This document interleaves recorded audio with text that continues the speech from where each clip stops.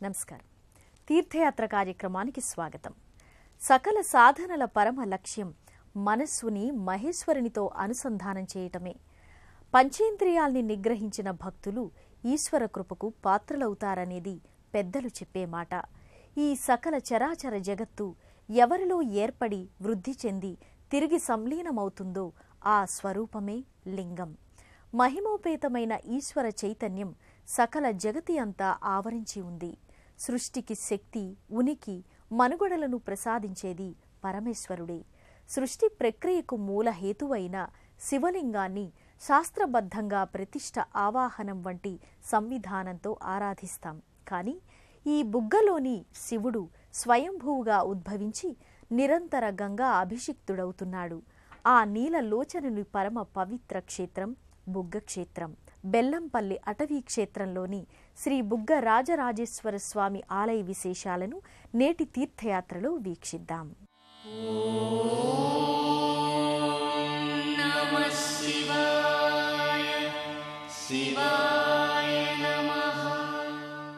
ఆద్యంతాలు లేని పరంజ్యోతి స్వరూపమే శివలింగం. సకల సృష్టికి ఆది లయకారుడు, సకల లోక ఉపకారి ఈ శివుడు. పర్జన్య రూపంలో నిత్య జలాభిషేకంతో తడిసి తరించే ఆ శంకరుడు భక్తజనుల కోసమే స్వయంభూవై ఇక్కడ వెలిశాడు. ఇంద్రనీలాల కురులలో చంద్రవంక, ముడిబిగించిన సిగపైని ముద్దుగుమ్మ, పాలమున శాంతి చేసి కాంతి మేలమాడ, శైలధన్వుడు ఆడే శైల శిఖరి. చంద్రవంకను ఆభరణముగా ధరించి గంగ తలపై వర్షిస్తూ నుదిటిన విభూది రేఖలు దిద్ది కైలాసగిరిపై తాండవమాడే భక్తవశంకరుడు. బెల్లంపల్లి నుండి బుగ్గగూడెం వెళ్లే అడవి ప్రాంతంలో 3 కొండల నడుమ సువిశాలమైన లోగిలి విశేష ఆధ్యాత్మిక సన్నిధిగా అలరారుతోంది. ఓంకార బిందు సంయుక్తం నిత్యం ధ్యాయంతి యోగినః కామదం మోక్షదం తస్మా. ఈ దేవాలయానికి బెల్లంపల్లి నుండి వెళ్లే దారిలో ముఖద్వారం ఎంతో వైభవంగా విమాన గోపురం వలె తీర్చిదిద్ది కనిపిస్తుంది.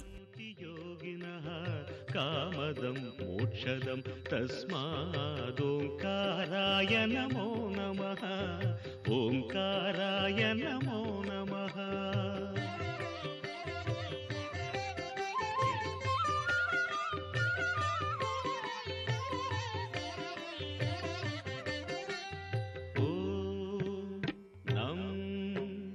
నమంతి మునయః సర్వే నమంత్యప్సరసాంగణాః నరాణామాదిదేవానాం. ఈ ఆలయం 11వ శతాబ్దంలో చోళరాజుల ద్వారా గుర్తించబడి ఎంతో వైభవంగా వెలుగొందుతుందనేది ఇక్కడి స్థల పురాణం. ఆ తరువాత కాకతీయ రుద్రమదేవి ఈ దేవాలయాన్ని విరివిగా దర్శించిందని తెలుస్తోంది. మహాపాపహరం తస్మాత్ మకారాయ నమో నమః. మకారాయ నమో నమః. ఓం శివం శాంతం శివాకారం శివానుగ్రహ కారణం.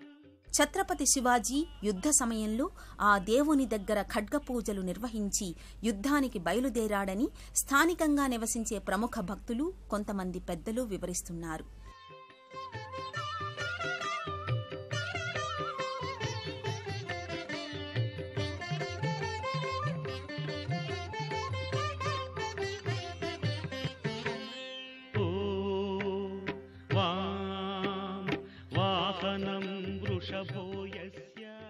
బుగ్గగూడెంలో వేంచేసి ఉన్న ఈ బోళా శంకరుడు ఉన్న ప్రదేశం మునిపుంగవులు, తాపసులు, సిద్ధులు, ఋషులు, యోగులకు నెలవుగా వర్ధిల్లేదని వినికిడి. 3 కొండలు 3 కళ్లుగా భావించి ముక్కంటేశ్వరునిగా, రాజరాజేశ్వరునిగా, భక్తుల కోర్కెలు తీర్చే కరుణామూర్తిగా ఈ శివుణ్ణి భక్తులు కొలుచుకుంటారు.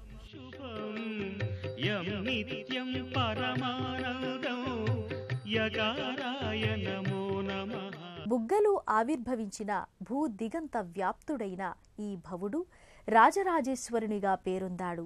వేములవాడ రాజరాజేశ్వరుని అంతటి యశస్సు, మహత్తు కలవాడై నిలిచాడు. నకార రూపుడు అయిన ఆ దేవదేవుడు రాజరాజేశ్వరునిగా గర్భాలయంలో లింగరూపుడై దర్శనమిస్తున్నాడు.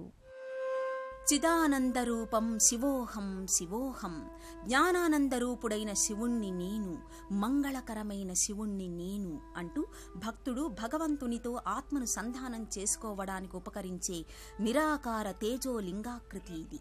సృష్టి ఆవిర్భావ రహస్యానికి ఈ లింగాకృతి ప్రతీక. అలాంటి ఆద్యంతాలు లేని మహా దివ్య లింగమూర్తిగా, రాజరాజేశ్వరునిగా గర్భాలయంలో స్వామి భవ్యాకృతిగా కొలువుతీరి ఉన్నాడు. పంచలోహ ఫణి కిరీటధారి అయి ముగ్ధ మనోహరమైన సుగంధ పరిమళం వెదజల్లే పుష్పాల అలంకారంతో స్వామిపైన గంగ ఎల్లప్పుడూ వర్షిస్తూ ఉంటుంది. పశుపతే హృత్కల్పితం గృహ్యతాం, సౌవర్ణే మణిఖండరత్నరచితే పాత్రే ఘృతం పాయసం, భక్ష్యం పంచవిధం పయోదధియుతం రంభాఫలం స్వాదు. బ్రహ్మమురారి సురార్చితలింగం నిర్మల భాసుర శోభితలింగం, సకల దేవతలు సమస్త భువన భాండాలు అఖిల సృష్టి నిఖిల జగతి ఆరాధించి సేవించే అద్భుత రూపం శివలింగ స్వరూపం.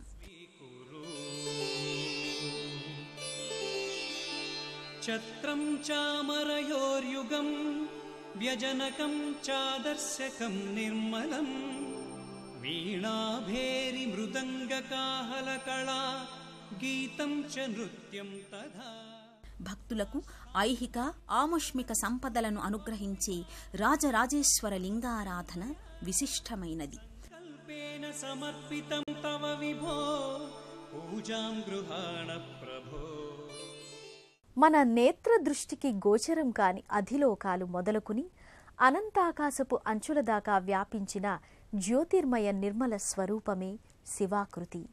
అలాంటి శివలీలాకృతులు అనంతానంతంలో విశ్వమంతటా నిబిడీకృతమై ఉంటాయి. అటువంటి పరమశివుని పుణ్యక్షేత్రం బుగ్గ దర్శనం ఇహపర సౌఖ్యాల్ని అందిస్తుంది, సకల మనోభీష్టాల్ని నెరవేరుస్తుంది.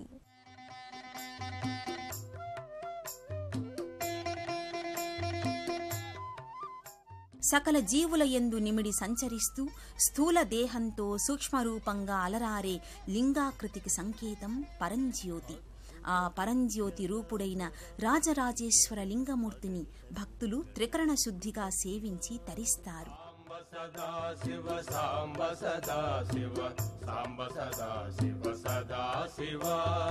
ఆనందామృతాశ్రితరక్షక ఆత్మానందమహే. ఈ ఆలయంలో స్వామిని అలంకృతినిగా చేసి వేద మంత్రాలతో భక్తులతో కలిసి హారతులు ఇచ్చి ధూప దీప నైవేద్యాలు సమర్పిస్తారు.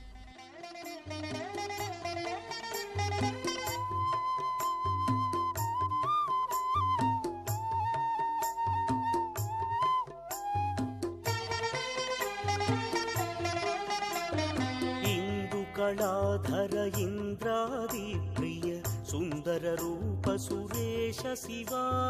సాంబ సదా శివ సాంబ సదా శివ సాంబ సదా శివ సదా శివ. ఈశ సురేశ మహేశ జనప్రియ కేశవ సేవిత కీర్తి శివా.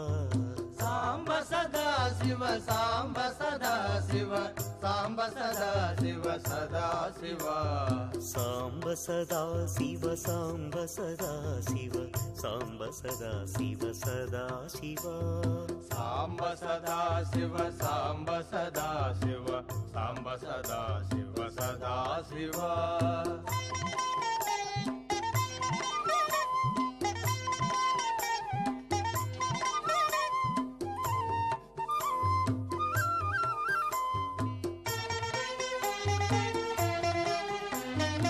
ఉరగాది ప్రియ భూషణ శంకర నరక వినాశ నటేశ శివా. సాంబ సదా శివ సాంబ సదా శివ సాంబ సదా శివ సదా శివ. ఊర్జిత దానవ నాశ నాశ పరాత్పర అర్జిత పాప వినాశ శివా సాంబ సదా శివ సాంబ సదా శివ సాంబ సదా శివ సదా శివ సాంబ సదా శివ సాంబ సదా శివ సాంబ సదా శివ సదా శివ సాంబ సదా శివ సాంబ సదా. ఈ ఆలయ ముఖమండపం లోపల ఎంతో విశేషమైన శివరూపాల తైలవర్ణ చిత్రాలు దర్శనమవుతాయి. ఈ దేశంలో విరివిగా పేరొందిన శివాలయాల ప్రతిరూపాలను వర్ణ చిత్రాలుగా చిత్రించి అమర్చబడి ఉన్నాయి. ధర్మో రక్షతి రక్షితః అన్నట్లు వృక్షో రక్షతి రక్షితః అని కూడా అంటారు.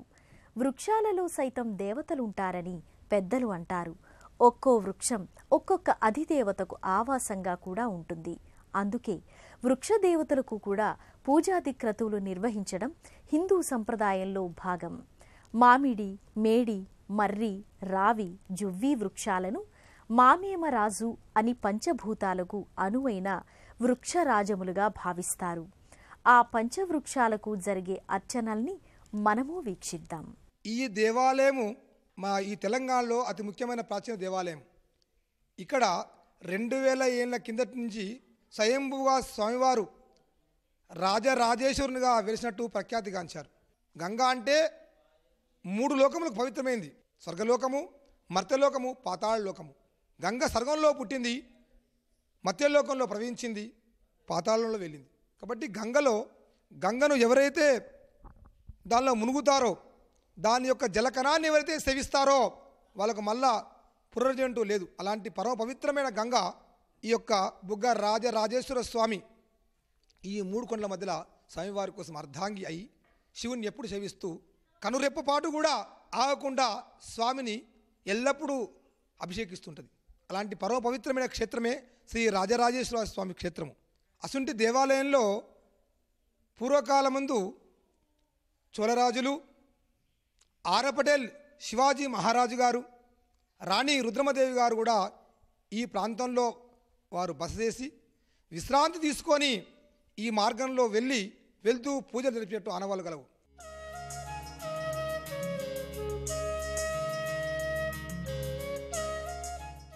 ఈ దేవాలయం చుట్టూ ఎంతో ఆహ్లాదాన్ని ప్రోగు చేసే వృక్షరాజములు ప్రకృతి సౌందర్యంతో మంచి సువాసనలు వెదజల్లుతూ ఎంతో సుందరంగా కనిపిస్తాయి. ఆ పచ్చటి వృక్షాలు భగవంతుని స్వరూపాలుగా భావించి భక్తులు నమస్కృతులు చెల్లించి పరితృప్తులవుతారు. ఈ ఆలయంలో సకల గణాధిపతి కూడా నెలకొని ఉన్నాడు. ఈ గణపతి శివపార్వతుల ముద్దుల తనయుడుగా వశిష్ఠ వామదేవాది సన్నుతుడై ప్రథమ పూజలందుకుంటూ ఉంటాడు.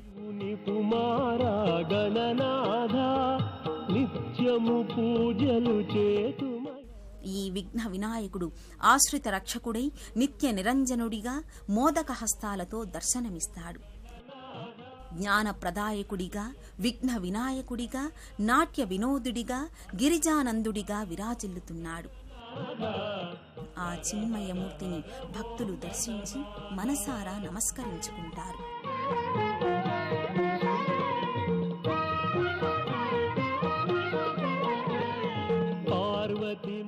అర్చక స్వామి దంపతులు ఆ మూర్తికి హారతులు సమర్పించి పరితృప్తి నుండి మరలా ఆ హారతిని భక్తులకు అందజేస్తారు.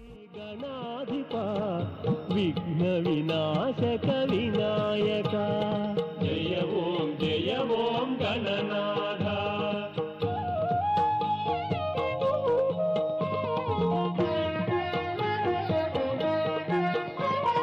జనకుని ఆజ్ఞను పాటించి నరహరి మంత్రము జపించి తమ్ముని భక్తితో ఓడించి విఘ్నరాజువై వెలసితిరే. జయ ఓం గణనాథ.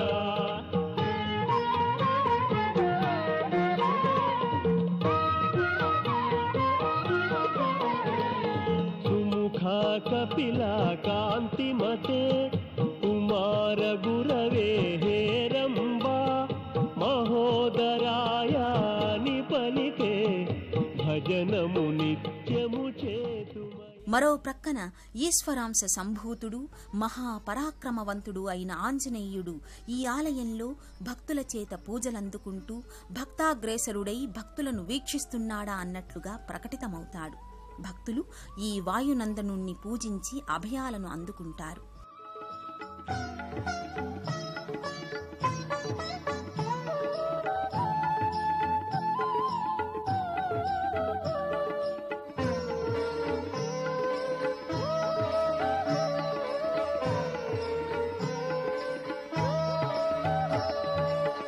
జయ హనుమానుని జయమని పాడరే సుగుణాధాముని శరణనరే. జయ హనుమానుని జయమని పాడరే సుగుణాధాముని శరణనరే.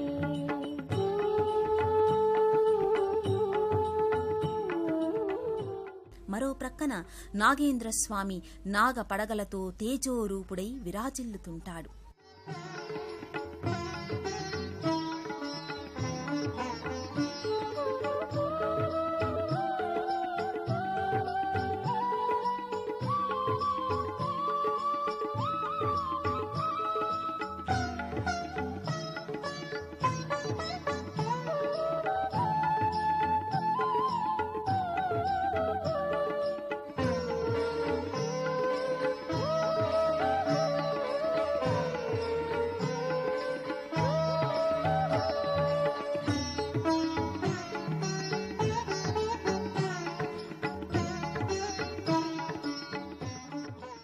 ఆదిలయకారుడైన పరమశివుని ఆరామంలోనే నవగ్రహాది దేవతలు కూడా కొలువుదీరి ఉన్నారు. గ్రహపీడితులైన భక్తులు నవగ్రహ మంటపానికి వెళ్లి తమ జాతక పరిదోషాలను నివారించమని ప్రార్థిస్తారు. సూర్య, చంద్ర, మంగళ, బుధ, గురు, శుక్ర, శని, రాహు, కేతు గ్రహాల అనుగ్రహానికై ప్రదక్షిణాలు చేస్తారు. నాగేంద్రునికి భక్తులు నమస్కృతులు చెల్లించుకుని ఆ తరువాత నవగ్రహాల చుట్టూ ప్రదక్షిణములు చేసి తమ తమ జాతకపరమైన దోష పరిహారార్థం మనసారా ప్రణతులు చెల్లిస్తారు. మంగళాయ బుధాయ చ గురు శుక్రః శనిభ్యశ్చ రాహవే కేతవే నమః. ఆదిత్యాయ చ సోమాయ మంగళాయ బుధాయ చ గురు శుక్రః శనిభ్యశ్చ రాహవే కేతవే నమః. ఆదిత్యాయ చ సోమాయ మంగళాయ బుధాయ చ గురు శుక్రః శనిభ్యశ్చ రాహవే కేతవే నమః. ఆదిత్యాయ చ సోమాయ మంగళాయ బుధాయ చ గురు శుక్రః శనిభ్యశ్చ రాహవే కేతవే నమః.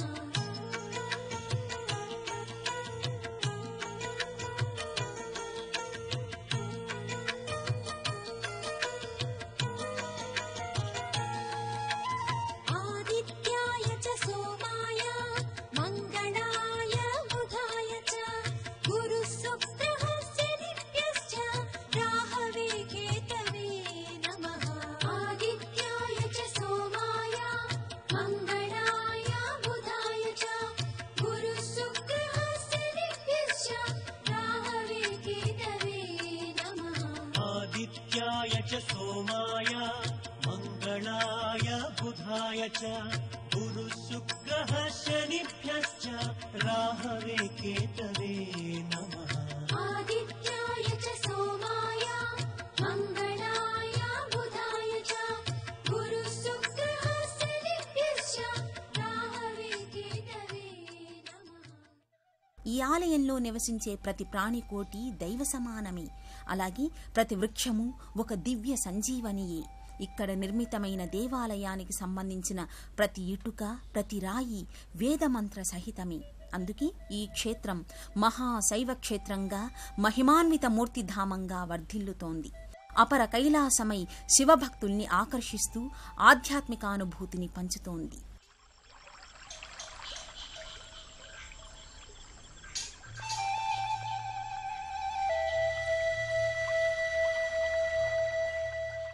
ఈ ప్రక్కనే ఉన్న కోనేరులో జలం స్వామివారి అభిషేకానికి వినియోగిస్తారు.